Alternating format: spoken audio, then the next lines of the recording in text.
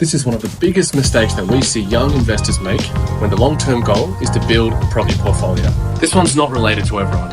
Different people have different requirements, different needs and different objectives. But if your long-term goal is to build a property portfolio, especially with multiple properties, then you need to understand the implications of this.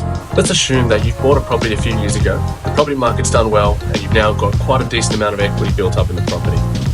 So many times we see people getting overly excited about how much equity there is, and they think, well, look, if I sell this home, I could potentially upgrade and buy something bigger, newer, nicer.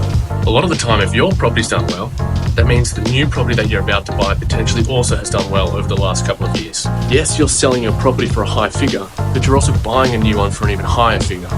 You're also paying agents' fees on the sale, as well as stamp duty on the new purchase and the stamp duty that you paid on the first purchase. Even though you've pulled out a decent amount of equity from the sale, majority of the time you still have to borrow more in order to purchase the new property and cover all the extra costs.